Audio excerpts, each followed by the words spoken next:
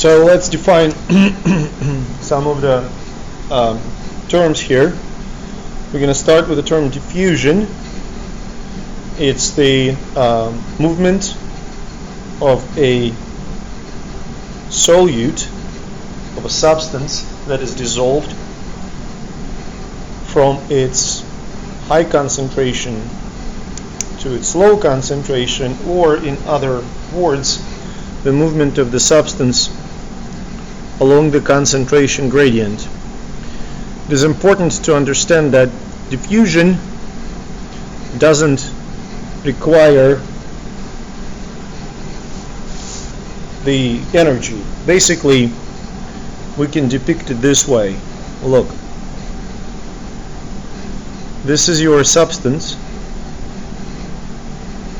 This is the high concentration. This is the low concentration. So your substance will move from high concentration to low concentration without requiring any energy. Polarity.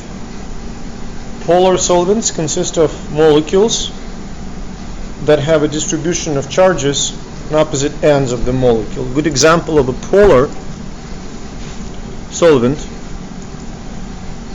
will be water.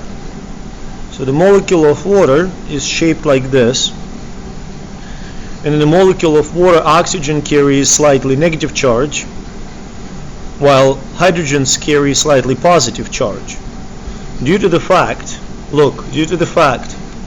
that oxygen and hydrogens are not on the same line, they are shifted in space, the charges basically are distributed, so you have slightly negative charge on one end of the molecule and slightly positive charge on another. Water is probably the most important polar solvent. Okay, now solvent is any liquid that you use to dissolve whatever substance.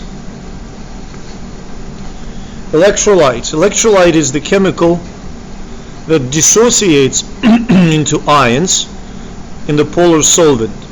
So the simplest example of electrolyte will be sodium chloride, which in the water will dissociate into sodium ions and chloride ions, like this.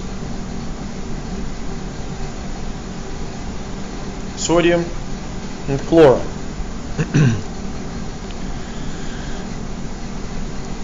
There are many electrolytes that we can think about. Most of them are salts, acids, or bases. So salt is the product of interaction between the acid and the base. For instance, sodium chloride is the product of interaction between sodium hydroxide and hydrochloric acid. Here.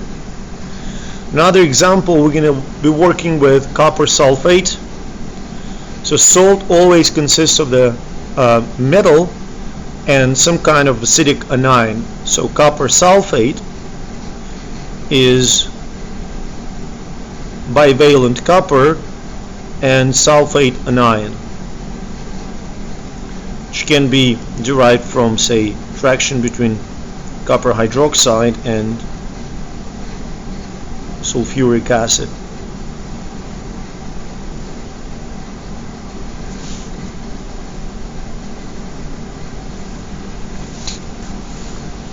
Precipitate. Precipitate is usually a salt. Okay, here precipitate that does not dissolve in water and precipitates at the bottom of your tube of solution. Okay. For example, if you will trying to think about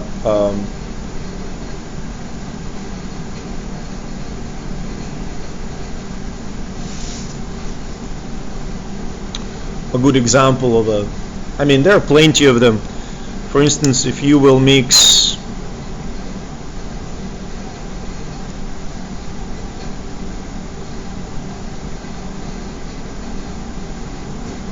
the solution of copper sulfate with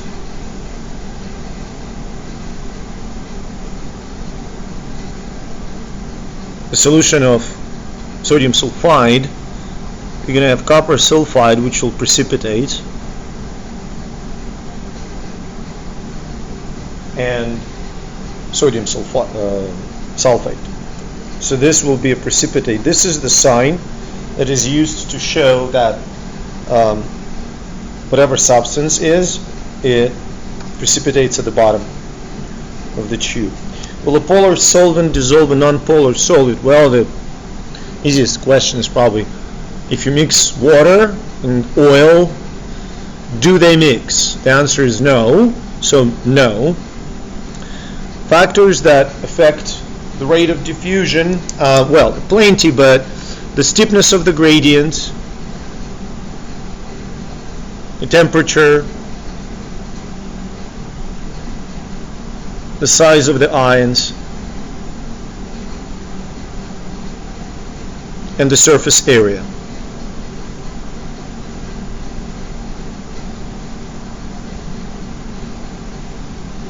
So again, the temperature, the steepness of the gradient, the size of the particles, let's put it, say particles, molecules, ions, whatever, and the surface area.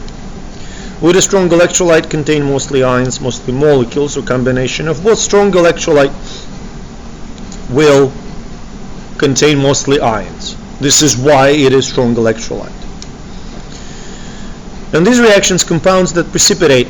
For questions like this, of course, the easiest way to address is to use the solubility charts. I could never understand the urge to memorize things like that. So in the first reaction, when silver nitrate interacts with sodium chloride, silver chloride precipitates at the bottom of the tube, and sodium nitrate stays in the solution. In a second reaction, potassium sulfate interacting with calcium chloride, that results in the precipitate of calcium sulfate and soluble potassium chloride. In the third reaction, sodium phosphate interacts with magnesium fluoride, that results in the soluble sodium fluoride and the precipitate of magnesium phosphate. So if you look at the setup for experiment 11 here, you can see that there are two solutions that are put in each tube.